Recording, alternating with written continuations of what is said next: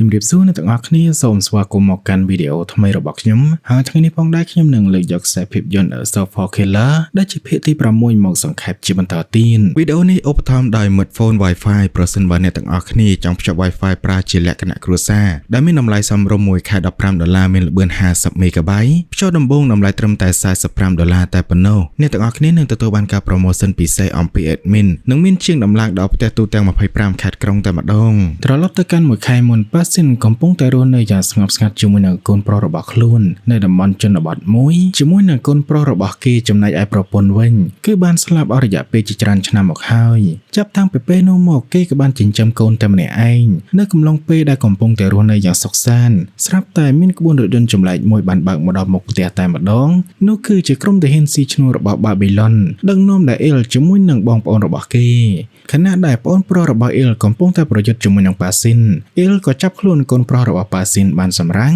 ដើម្បីធ្វើជាចំណាប់ខ្មាំងទីបំផុតឪពុកកូនទាំងពីរនាក់ក៏ត្រូវបានចាប់ខ្លួនទន្ទឹមនឹងនេះនៅឯមូលដ្ឋាន Mulderhab នេះវិញជីមែនកំពុងតែផ្ញើសារទៅកាន់ភ្នាក់ងារសម្ងាត់ម្នាក់នៅឯប្រទេសចៅដើម្បីសួររកទីតាំងកូនប្រុសរបស់ប៉ាស៊ីនគេក៏បានបង្ហាញទៅកាន់ជីអានអំពីរបៀបតាក់ទងគ្នាតាមរយៈលេខកូដសម្ងាត់ដោយប្រាប់នាងថានៅពេលដែលគេទៅដល់ប្រទេសចៅគេនឹងតាក់ទងមកនាងតាមវិធីមួយនេះផែនការរបស់ជីមែនក៏ចាប់ផ្ដើមធ្វើដំណើរទៅកាន់ប្រទេសចៅតែម្នាក់ឯងជាមួយនឹងលិខិតឆ្លងដែនខុសច្បាប់ជីនអានមានការព្រួយបារម្ភនឹងចង់បញ្ជូនមនុស្សទៅជាមួយនឹងជីនមែនប៉ុន្តែជីនមែនបានបដិសេធក៏ព្រោះតែគេបារម្ភថាប្រសិនបើមានអ្នកទៅជាមួយនោះហាងលក់អាវុធរបស់គេមិនមានអ្នកមើលថែនោះទេហើយត្រូវបានសត្រូវឆ្លៀតឱកាសនឹងវាយប្រហារយកជាមិនខានមុនពេលចេញដំណើរជីនមែនក៏បានប្រាប់ទៅជីអានយ៉ាងម៉ឺងម៉ាត់ថាប្រសិនបើក្មួយស្រីបាត់បង់ដៃម្ខាងហើយកុំព្យាយាមយកវាត្រឡប់មកវិញអីត្រូវតែផ្ដោតទៅលើការការពារអ្វីដែលខ្លួនឯងនៅមានសម្ដីមួយនេះវាក៏មិនខុសអំពីការឲ្យប្រភ្នូតដ៏អាក្រក់នៃការបាត់បង់ដែលកំពុងតែរងចាំពីជីអាននោះទេនៅពេលដែលជីនមែនទៅដល់ប្រទេសចៅគេក៏បានមើលទៅតាមការណែនាំរបស់ប៉ាស៊ីនជីនមែនបានដើរទៅរកទូរ៉ាអីវ៉ាន់មួយនៅផ្សារទំនើបនៅទីនោះគេទទួលបានកូអូដឺណេហាងណេតមួយដែលប៉ាស៊ីននឹងធ្វើការណាត់ជួបនៅពេលដែលជីនមែនទៅដល់ទីនោះគ្រាន់តែឈានចូលទៅក្នុងហាងភ្លាមគេក៏ចាប់ផ្ដើមមានការសង្ស័យក៏ព្រោះតែមើលទៅក្មេងៗលេងហ្គេមនៅទីនេះមានសភាពកាយសាហាវមិនយកប៉ុន្មានភ្លើងនៅទីនោះវាក៏បានរលន់ក្រុមក្មេងលេងហ្គេមទាំងអស់អំបញ្ញនេះក៏ចាប់ផ្ដើមបង្ហាញនៅរូបរាងពិតចេញមកតាមពិតទៅពួកគេគឺជាក្មេងទំនើងកាន់ដៃនឹងកាំបិតយ៉ាងសាហាវជីនមែនឃើញដូច្នេះក៏ដឹងថាមានរឿងមិនស្រួលគេក៏ចាប់ផ្ដើមវាយទៅលើមេក្រុមយ៉ាងឆាប់រហ័សមិនតែប៉ុណ្ណោះកាត់ដៃដោយមិនញញើតអ្នកដែលនៅសល់ឃើញដូច្នេះក៏ប្រញាប់ប្រញាល់សម្រុកចូលក៏ព្រោះតែពួកគេអានគ្នាច្រើនប៉ុន្តែប៉ុន្មាននាទីក្រោយមកក៏ត្រូវបានជីនមែនវាយឲ្យសន្លប់ទាំងអស់តែម្ដងនៅពេលដែលជីនមែនចាក់ចេញពីទីនោះក៏មានអារម្មណ៍ថានឿយហត់យ៉ាងខ្លាំងដើរតាមផ្លូវក៏ស្រាប់តែត្រូវបានកូនចៅរបស់បាប៊ីឡុនស្ទាក់វាយប្រហារដោយកំភ្លើងឆក់ដំបូងឡើយជីនមែនគឺគេអាចនៅទ្រាំបានប៉ុន្តែនៅពេលដែលឆក់លើកទី2គេក៏ដួលពេលនោះក៏ស្រាប់តែមីក្រុមសាខាខាងបាប៊ីឡុននៅទីនេះដែលមានឈ្មោះថាឆលហ្វាងបានវាយទៅលើជីនមែនមួយដៃធ្វើឲ្យសន្លប់បាត់ទៅស្របពេលនោះដែរប៉ាស៊ីនកំពុងតែអោបមុខរបួសយ៉ាងធ្ងន់ធ្ងរនៅលើពោះគេខំប្រឹងដើរទៅកាន់មូលដ្ឋានរបស់ Mulderham នៅពេលដែលPraderប្រទះឃើញតាមកាមេរ៉ាសុវត្ថិភាពឃើញថាប៉ាស៊ីនបានដួលសន្លប់បាត់ទៅហើយនៅពីមុខទ្វារតាមពិតទៅមុននោះប៉ាស៊ីនត្រូវបានចាប់ខ្លួនទៅសម្បុករបស់បាប៊ីឡុនពួកគេបានធ្វើទរណកម្មទៅលើគាត់យ៉ាងសាហាវឃោរឃៅប៉ុន្តែដោយសារតែភាពរឹងមាំមិនព្រមចោះចាញ់រហូតដល់គូណាសាជីចាប់ចំណុចខ្សែរបស់គេបាននោះគឺជាកូនប្រុសរបស់គេក្មេងប្រុសម្នាក់នោះគឺមានជំងឺមហារីកឈាមហើយរយៈពេល10ឆ្នាំកន្លងមកនេះប៉ាស៊ីនបានចំណាយលុយទាំងអស់ដែលរកបានពីបេសកកម្មប្រថុយជីវិនដើម្បីមកព្យាបាលកូនប្រុសរបស់ខ្លួនគូណាសាជីឃើញដូច្នេះក៏បានដាក់លក្ខខណ្ឌថាប្រសិនបើចង់ឲ្យកូនប្រុសរបស់គេនៅរស់រានមានជីវិនប៉ាស៊ីនត្រូវតែធ្វើការឲ្យពួកគេនិយាយចំនាងក៏បានបាញ់ទៅលើពោះរបស់ប៉ាស៊ីនមួយគ្រាប់ដែលមិនញញើតចំណែកឯកូនចៅរបស់គូណាសាជីវិញក៏បានញាត់ម៉ាស៊ីនស្ដាប់ការសម្ងាត់មួយចូលទៅក្នុងពោះរបស់គេធ្វើឲ្យប៉ាស៊ីនបានត្រឹមតែស្រែកដោយការឈឺចាប់តែប៉ុណ្ណោះត្រឡប់មកពេលបច្ចុប្បន្នប៉ាស៊ីនដឹងខ្លួនឡើងវិញក៏ស្រាប់តែឃើញថានៅក្នុងមូលដ្ឋានទៅហើយរាល់ពាក្យសម្ដីរបស់គេនិយាយទាំងអស់គឺត្រូវបានខាងបាប៊ីឡុនស្ដាប់ឮពួកគេបានប្រើជីវិតកូនប្រុសរបស់គាត់ដើម្បីមកធ្វើការគំរាមកំហែងបង្ខំឲ្យប៉ាស៊ីនធ្វើជារនុកក្នុងទៅតាមផែនការរបស់បាប៊ីឡុននៅពេលដែលអ្នកទាំងអស់គ្នាសួរថាហេតុអ្វីក៏គាត់មកដល់ទីនេះជាមួយនឹងរបួសប៉ាស៊ីននិយាយកុហកថាដោយសារតែគាត់ត្រូវបានគេវាយប្រហារនៅពេលដែលត្រឡប់មកកាន់ប្រទេសកូរ៉េវិញព័ត៌មានคล้ายៗមួយនេះធ្វើឲ្យក្រុមរបស់ជីអានចាប់ផ្ដើមឈឺក្បាលយ៉ាងខ្លាំងក៏ព្រោះអ្នកដែលផ្ញើសារមកបើសិនជាមិនមែនប៉ាស៊ីននោះទេតែអ្នកណាគេជាអ្នកផ្ញើ ញ្ញាសារណាត់ជួបជាមួយនឹងជីនមែននៅឯប្រទេសចៅហើយហេតុអ្វីបានជាពួកគេដឹងអំពីវិធីសាស្ត្រទំនាក់ទំនងដ៏សម្ងាត់បំផុតដែលជីនមែនបានបង្កើតឡើងខណៈដែលឥឡូវនេះជីនមែនគឺបានបាត់ខ្លួនធ្វើឲ្យអ្នកគ្រប់គ្នាមានការព្រួយបារម្ភយ៉ាងខ្លាំងទន្ទឹមនឹងនេះប៉ាស៊ីនក៏ត្រូវបានជីនវូនាំទៅទីស្នាក់ការកណ្ដាលថ្មីដែលពួកគេទៅបង្កើតមើលទៅដូចជាឃ្លាំងចាស់មួយផ្ទុកគ្រាប់ធញ្ញជាតិប៉ុន្តែនៅខាងក្រោមគឺជាប្រព័ន្ធអេកូឡូស៊ីបច្ចេកវិទ្យាខ្ពស់ដែលត្រូវបានបង្កើតឡើងជាមួយនឹងការអាប់ដេតយ៉ាងឥតឈប់ឈរជីនមែនបានបំលែងកន្លែងនេះទៅជាតំបន់មូលដ្ឋានធម្មតាមួយដែលមានច្បាប់ពេលវេលារដ្ឋបាលតឹងរឹងបំផុតហើយប្រជាជនធម្មតាគឺមិនដឹងតតែសោះថាវ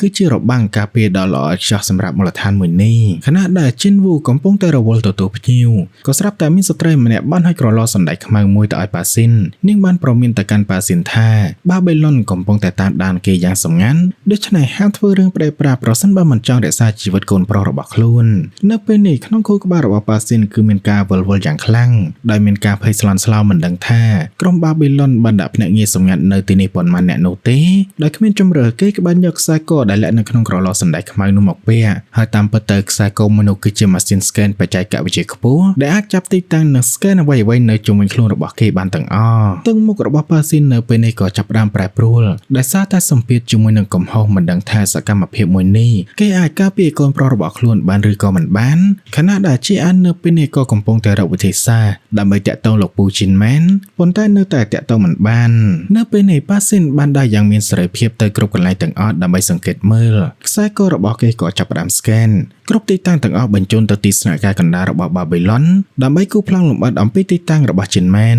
នៅក្នុងពេលនោះផងដែរប្រាដឺជាមួយនឹងជីនវូគឺមិនមានការសង្ស័យអ្វីសូម្បីតែបន្តិចមិនតែប៉ុណ្ណោះថែមទាំងបង្ហាញលេខកូដសម្ងាត់ចេញចូលទ្វារដោយមិនខ្វល់អ្វីទាំងអស់ហើយវាក៏ជាគ្រោះថ្នាក់ដ៏ធំផងដែរសម្រាប់ពួកគេនៅថ្ងៃក្រោយចំណែកឯនៅប្រទេសចៅនេះវិញជីនមែនកំពុងតែត្រូវបានពួកគេព្យួរឡើងទៅលើពិដាននៅក្នុងស្ថានភាពគួរឲ្យសង្វេគបំផុតមេក្រុមគិតករសាខាប្រចាំប្រទេសចៅនេះវិញបាននិយាយចំអកជាបន្តបន្ទាប់ដែលចាក់ដោតទៅលើជីនមែនថាគេពិតជាថ្លាំធំប៉ុនម៉េងដែលហ៊ានធ្វើសង្គ្រាមជាមួយនឹងបាបេឡុនដោយការឆ្លើយតបជីនមែនក៏បានប្រាប់ទៅវិញថានៅពេលនេះគេកំពុងតែប្រញាប់ប្រសិនបើប្រាប់ទីតាំងកូនប្រុសរបស់ប៉ាស៊ីនថាកំពុងតែនៅទីណាគេនឹងលើកលែងជីវិតឲ្យឬដូច្នេះមេក្រុមគិតករក៏ស្ទុះចូលទៅវាជីនមែនដែលមិនញញើតដៃហើយថែមទាំងគម្រាមថាគេនឹងឲ្យជីនមែនមើលឃើញនៅទស្សនវិជ្ជាដែលក្មួយស្រីជាទីស្រឡាញ់និងមិត្តភក្តិនៅឯមូលដ្ឋានត្រូវបានបំផ្លាញចោលទាំងស្រុងផ្ទុយទៅវិញជីអាននៅពេលនេះក៏ចាប់ផ្ដើមមានអារម្មណ៍ថាដូចជាមានអ្វីខុសប្រក្រតីអំពីព័ត៌មានទីតាំងកូនប្រុសរបស់ប៉ាស៊ីននាងសង្ស័យថាភ្នាក់ងារសម្ងាត់បានផ្ដល់ព័ត៌មានคล้ายៗដើម្បីដាក់អន្ទាក់ទៅលើពួកគេប៉ាស៊ីនឮដូច្នេះទាមទារចេញដំណើរទៅបញ្ជាក់ព័ត៌មានភ្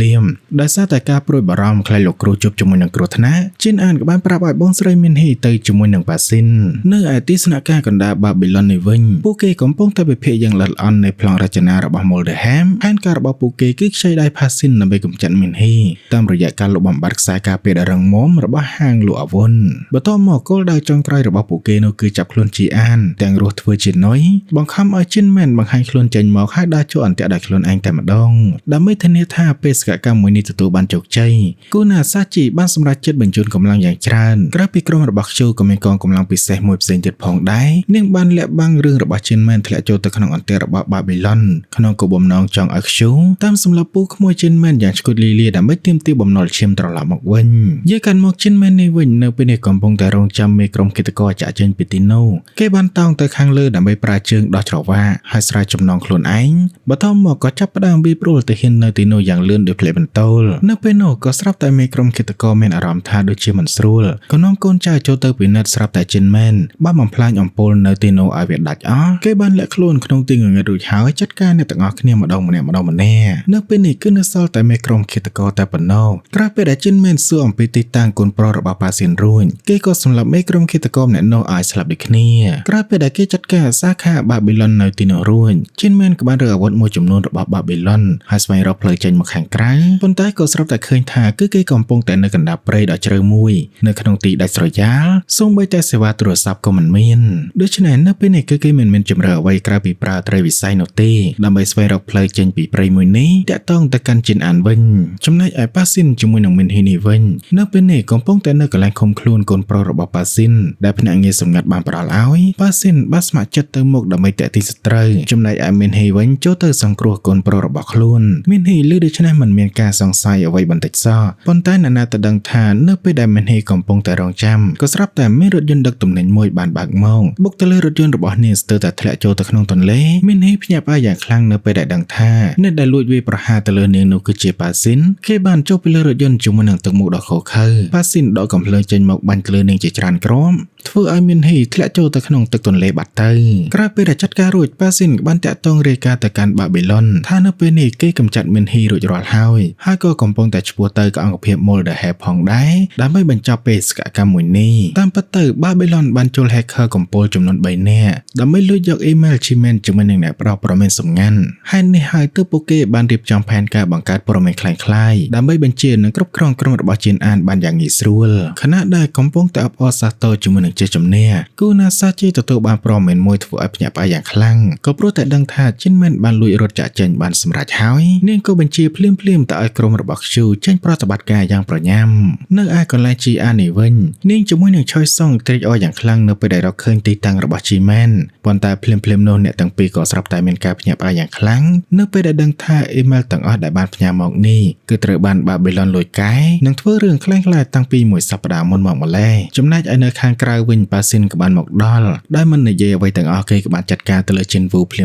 មស្របពេលដែលសងឆុលបានរកឃើញអេមែលពិតប្រាកដដែលអ្នកផ្ដល់ព័ត៌មានសម្ងាត់បានផ្ដល់ឲ្យដែលបង្ហាញថាប៉ាស៊ីនគឺបានក្បត់ជាមួយនឹងពួកគេហើយមុនពេលដែលអ្នកទាំងពីរស្វែងយល់អំពីរឿងនេះឲ្យកាន់តែច្បាស់ប៉ាស៊ីនក៏ស្រាប់តែបង្ហាញខ្លួននៅចំពោះមុងដែលមិនទុកឲ្យអ្នកទាំងពីរសួរដេញដោលទៅលើគេនោះទេប៉ាស៊ីនក៏ស្ទុះចូលមកវាប្រហារភ្លាមតែម្ដងនិងបានចាក់ថ្នាំសន្លប់មួយដូរទៅលើជីនអានបន្ទាប់មកវាប្រហារទៅលើសងឆុលដោយដៃទទេតែម្ដងសំណាងល្អពេលនោះជីនអាននាងរត់គេចខ្លួនតាន់ចូលទៅក្នុងបន្ទប់ផ្ទាល់ខ្លួនដើម្បីចាក់ថ្នាំបន្សាបរួចប្រញាប់រត់ចេញទៅស្វែងរកមិត្តរួមក្រុមប៉ុន្តែពេលនោះប៉ាស៊ីនបានផ្ដាច់ប្រព័ន្ធអគ្គិសនីនិងប្រព័ន្ធសុវត្ថិភាពរួចហើយធ្វើឲ្យជីអានមិនអាចបើកទ្វារចេញចូលបាននោះទេសំណាងល្អនាងក៏នឹកឃើញភ្លាមនៅផ្លូវគេចខ្លួនអាសន្នមួយតាមរយៈចន្ទាយន្តនៅពេលដែលនាងស្វែងរក Prader ឃើញជីអានប្រញាប់ទាញគេឲ្យរត់គេចខ្លួនជាមួយនឹងនាងប៉ុន្តែអ្វីៗប៉ាស៊ីនគឺគេបានដឹងមុនរួចទៅហើយគេបានឈររងចាំនាងនៅខាងក្រៅរួចជាស្រេចជីនអានឃើញដូច្នេះមិនដាច់ចិត្តបាញ់ប្រហារទៅលើលោកគ្រូរបស់ខ្លួននោះឡើយជាលទ្ធផលអ្នកទាំងពីរក៏ត្រូវបានប៉ាស៊ីនវាយឲ្យដួល